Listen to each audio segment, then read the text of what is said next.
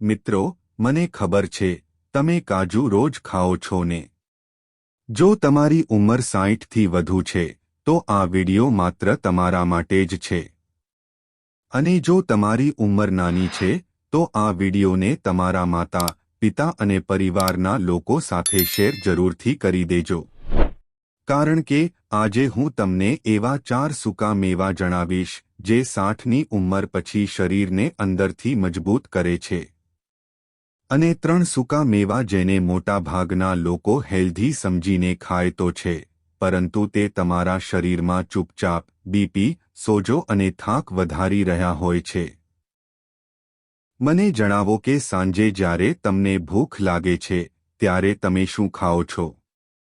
ઘણા લોકો કહે છે નમકીન, કાજુ, શેકેલી સિંગ અથવા મિક્સ્ડ નટ્સનું પેકેટ. અને તેઓ વિચારે છે કે ચિપ્સ તો નથી ખાધી, સૂકો મેવો ખાધો છે. અને આ તો હેલ્ધી છે. મિત્રો, આ જ સૌથી મોટી ગેરસમજ છે. કારણ કે 60 પછી શરીર એવું નથી રહેતું જે 40માં હતું. પાચન બદલાય છે. બીપીની દવા ચાલતી હોય છે.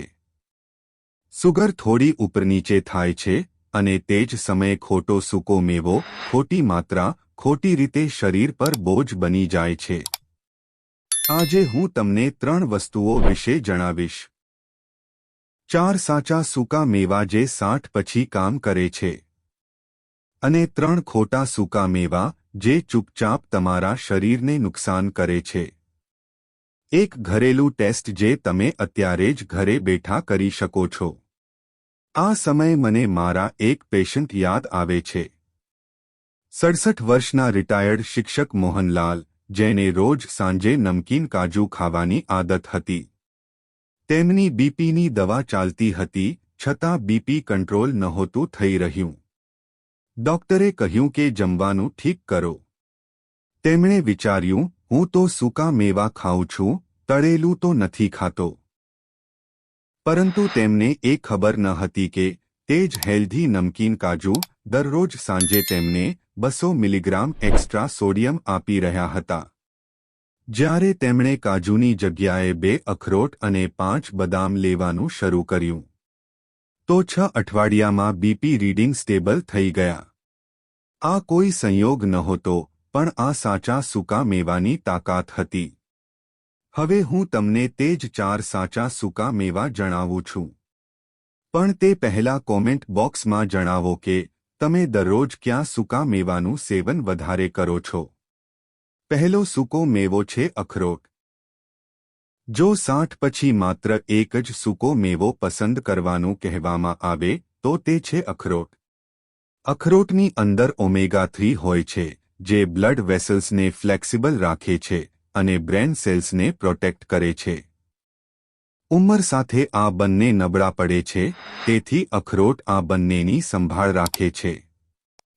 હવે સવાલ આવે છે, તેને કેટલી માત્રામાં લેવું? સવારે 2 થી 4 અખરોટના ટુકડા. કે સૌથી મોટી ભૂલ, જો તમે મીઠાઈ ખાતા હોવ અને મીઠાઈમાં અખરોટ હોય તો તમને લાગે કે તેનાથી ફાયદો થશે, તો ના. તેનાથી કોઈ ફાયદો નહીં થાય. એક 72 વર્ષની મહિલા હતી અને તેને રાત્રે ગળ્યું ખાવાની આદત હતી. ઊંઘ પણ કાચી હતી. જ્યારે તેમણે મીઠાઈની જગ્યાએ 2 અખરોટ અને 4 પિસ્તા શરૂ કર્યા તો તેની રાતે જાગવાની ટેવ ઓછી થઈ. ઊંઘ વધુ સારી થઈ. ખાલી અખરોટની આ જ અસલી તાકાત છે. આગળનો સૂકો મેવો છે, જે દરેક ઘરમાં હોય છે, પરંતુ 90% લોકો તેને ખોટી રીતે ખાય છે. બીજો સૂકો મેવો છે બદામ. બદામને માત્ર યાદશક્તિ વધારવા માટે ખાવી જોઈએ એવું સમજવાનું બંધ કરો. બદામમાં મેગ્નેશિયમ હોય છે, જે મસલ રિલેક્સેશન, નર્વ સિગ્નલ્સ, ઊંઘની ક્વોલિટી અને બીપી બેલેન્સ સાથે જોડાયેલ છે. 60 પછી ઘણા લોકોમાં મેગ્નેશિયમ ધીમે ધીમે ઓછું થવા લાગે છે અને તેમને ખબર પણ નથી પડતી. હવે વાત આવે છે, બદામને કેટલી માત્રામાં લેવી કેટલું. રાત્રે 5 થી 6 બદામ પાણીમાં પલાળો અને સવારે છોતરા ઉતારીને ખાઓ. સૌથી મોટી ભૂલ નમકીન રોસ્ટેડ બદામ ખાવા. તે સ્નેક છે, દવા નહીં.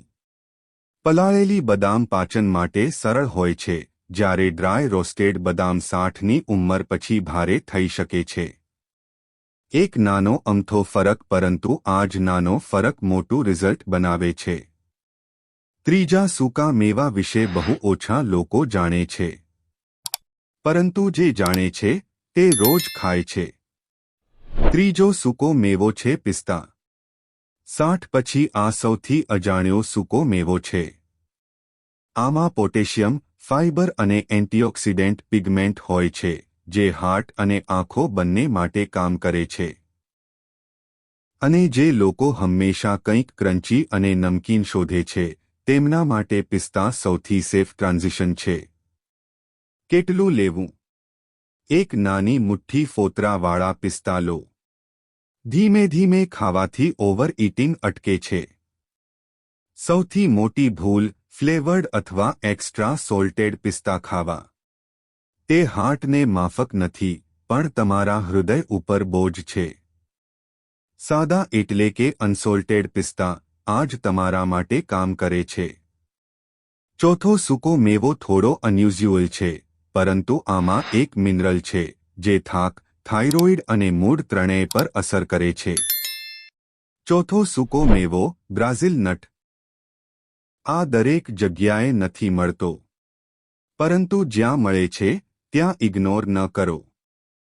આમાં સેલેનિયમ હોય છે, જે થાઇરોઇડને યોગ્ય રીતે કામ કરવામાં મદદ કરે છે. 60 પછી થાઇરોઇડ સ્લો ડાઉન, ઓછી એનર્જી અને મૂડ ખરાબ થવો આ ખૂબ સામાન્ય છે. અને મોટા ભાગના લોકો તેને ઉંમરની અસર સમજીને છોડી દે છે. કેટલું લેવું? માત્ર 1 અથવા 2. આ પ્રિસિઝન ફૂડ છે, કોઈ નાસ્તો નથી. સૌથી મોટી ભૂલ છે તેને વધારે ખાવું. સેલેનિયમ એક્સેસ થઈ જાય તો ઉલટું નુકસાન થાય છે. તેથી રોજ એક બ્રાઝિલ નટ ખાવ. તમને થોડા અઠવાડિયામાં એનર્જી અને મૂડમાં ફરક અનુભવાઈ શકે છે. મિત્રો, હવે જાણીએ તે 3 સૂકા મેવા જેને મોટા ભાગના લોકો ભૂલથી હેલ્ધી સમજે છે.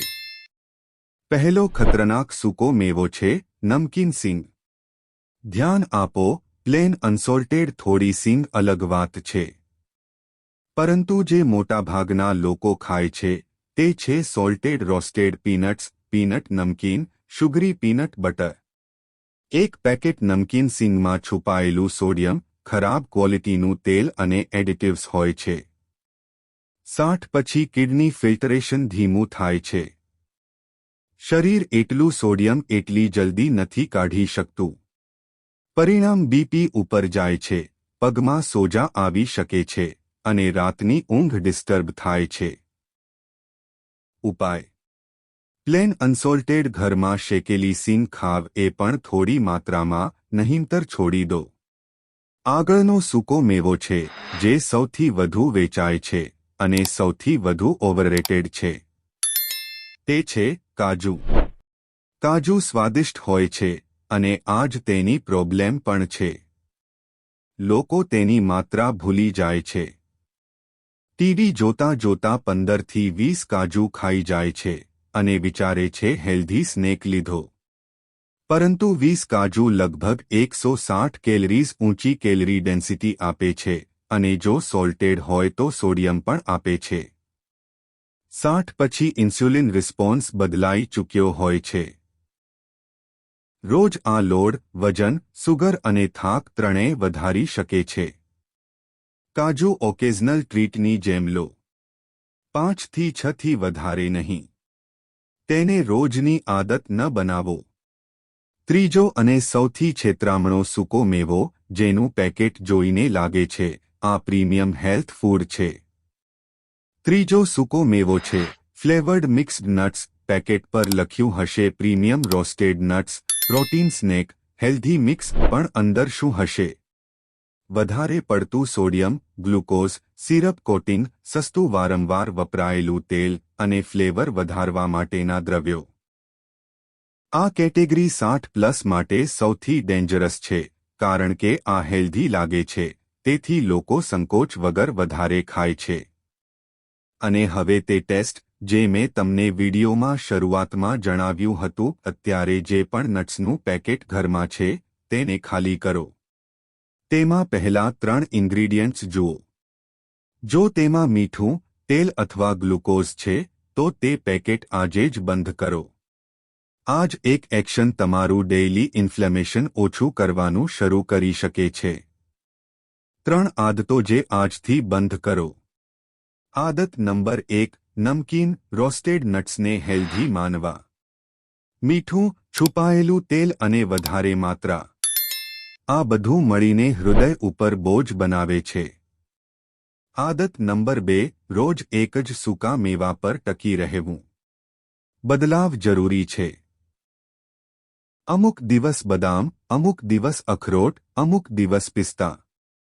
અલગ અલગ ખાવાથી શરીરમાં બેલેન્સ બનેલું રહેશે.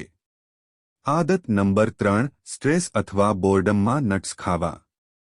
જ્યારે તમે ચિંતામાં હોવ છો, પોર્શન કંટ્રોલ ખતમ થઈ જાય છે. નટ્સ નરિશમેન્ટ છે, ઇમોશનલ સ્નેક નહીં. વધુ એક વાત, અને આ ખૂબ જ જરૂરી છે.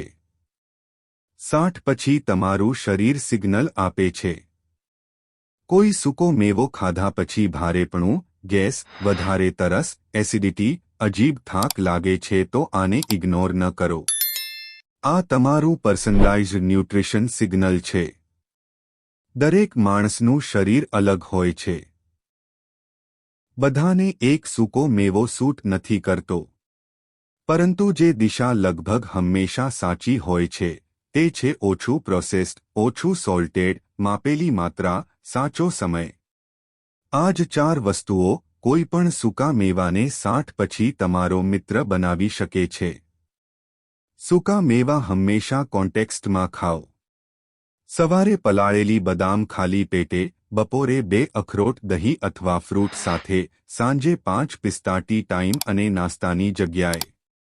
જ્યારે સૂકો મેવો ભોજનની પેટર્નનો હિસ્સો બને છે, ત્યારે તે વધારે કામ કરે છે. જ્યારે તે અનકન્ટ્રોલ્ડ નિબલિંગ બને છે, ત્યારે પ્રોબ્લેમ શરૂ થાય છે. હવે વિડિયોનો સારાંશ 1 મિનિટમાં સમજી લઈએ. જલ્દીથી 60 પછી આ 4 સૂકા મેવા લો. અખરોટ, બદામ, પિસ્તા, બ્રાઝિલ નટ, 1 થી 2 માત્ર, નમકીન સિંગ, રોજ વધારે કાજુ, ફ્લેવર્ડ મિક્સ્ડ નટ્સ. આ તમામને ઓછી માત્રામાં ખાવ અથવા બંધ કરો. અને તે પેકેટ ટેસ્ટ અત્યારે જ કરો. પહેલા 3 ઇન્ગ્રીડિયન્ટ્સ, મીઠું, તેલ અથવા ગ્લુકોઝ છે, તો બંધ. કમેન્ટમાં લખો તમે રોજ ક્યાં સૂકા મેવાનું સેવન કરો છો. વિડિયો પસંદ આવ્યો હોય તો તમારા મિત્રો અને પરિવારજનો સાથે શેર અવશ્ય કરજો. અને આવી માહિતી મેળવવા માટે અમારી ચેનલને સબસ્ક્રાઇબ કરવાનું ન ભૂલતા.